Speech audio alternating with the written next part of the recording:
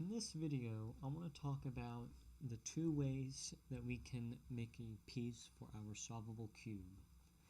So, as I said, there are two ways that we can do this, and I'm going to show you the two ways that we can do this. It doesn't matter which way you can do it. You can actually use both methods within your same project. It will not affect it anyway.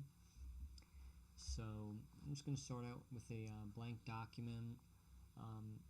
I'm going to leave my settings as they are. Remember, if you have a teacher or anything specific to your project, please change them according to that. So the first way I'm going to show you is I'm going to use the rectangle tool, as you can see right here in the basic tool sets. I'm going to click on that. We're just going to drag it out. It doesn't have to be perfect at all, and I'm going to make this a 3. Oh, hold on, sorry, I did that wrong. So bring that over here. I'm going to make this 3 foot by 1. Alright, so now we got this piece. So we're going to make the piece as shown here. It's very simple. We can see that it has this little part where it just goes up, and it basically looks like an L. So to do that, this is in the top plan. So to fix that, what I'm going to do is I am going to go into the front view. Or actually, I'm sorry, before I do that, I'm going to extrude this by 1 foot. By 1 foot. So now if I go into the front view, you can see that we have the cube. So actually, I'm sorry, we're going to go back into top plan, and we're going to add another rectangle. Actually, I lied again, I'm sorry. We're going to go into the front view, and we're going to add a cube in here. So we're going to make this a 1 by 1. Oh, sorry, I keep doing that. So we're going to make this one a 1 by 1. And this is very important. So we got to make sure that they are snapped together. That way it doesn't print wrong. So we're going to grab it right, not exactly all at the corner, because as you can see here, now you have this arrow, so it'll stretch it out. That's not what we want this to do. We want to go just over a little bit, and we want to make sure that this is red, and we have the little move symbol. So I'm just going to drag that, and you can see that it drags. And I'm going to go to the end here. And you got to make sure that it's angled and that it's snapping.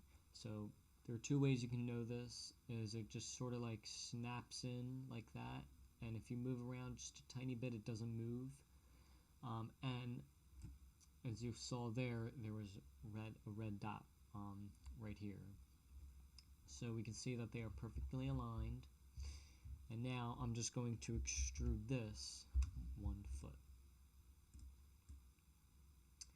And I'm going to go back into, we're going to go back into the top view, and we're going to drag this. So we're going to drag it there. Of course, this is not perfect, so I'm going to do the same thing that I did before. We want to make sure that I'm at the end point, and I just sort of drag this right there so it snaps on. So if I go back into the front view again, we can see that we have our piece, and we're not exactly completely done yet. There's still a couple things that we need to do. So I'm going to go back. Actually, this time I'm going to go in the front view. Now I'm going to select both of these at the same time. I'm going to go into Model, Add Solids. And you can see that we have our single piece that looks identical, or somewhat identical to the piece that we have for my example puzzle. It's also the same piece that I have in the document. Of course, this one's just flipped.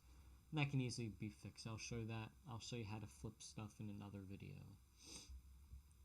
So, another way that we can make the piece is using the polyline tool. So we can click on the polyline tool here, and I'm going to make the other piece that would fit along this. So to do that, I want to make sure, somewhat same method as I did last time. I want to make sure I'm at the endpoint and it's sort of snapped in there. So it says endpoint right here. So I'm going to click there, and I'm just going to drag it, and I'm going to snap it here. And oh, I messed that up. Sorry. So make sure I'm on. Okay, so we want to make sure we're on the endpoint. We're going to drag that out, snap it in. And since this is 2 inches in width, we just need to make this 1. So then we can drag. Another helpful method is we can go to the endpoint here, but we're not going to click anything yet because we obviously don't want our piece to look like that. But we're going to drag it up, and you can see that we have this aligned on our x-axis. Then you can see we got 3 feet in length. So then we're going to go there, and we're going to end it to our starting point and end point. So you can see we got our polyline here. Now to make this permanent, or I'm sorry, to make this another piece, we need to extrude it. So we can do that. Go fly over, and you can see that we have our piece here. So, and of course I drew these sort of the wrong way. These should have been I can very easily flip these, but I'm not worried about that at the moment. For you, my front view would be your top plan view, so that is how your pieces should be. In case you're wondering, I am using an older version of Windows. That's just because I'm on my desktop. I'll be using the newer version of Windows on my laptop. But when I go into the rendering, you might see OpenGL. It's the same thing as, I forget what you guys would have it as. But if you see me going into OpenGL, shaded, I'm sorry. My OpenGL, same thing as shaded. So no need to worry about that. So if I ever say OpenGL, just go right to shaded. Wireframe, obviously the same. So, and that is the 2 ways that we can make a piece for our puzzle piece. Or I'm sorry, our puzzle cube. Solvable cube. Hope you found this interesting, and I'd like to thank you for watching.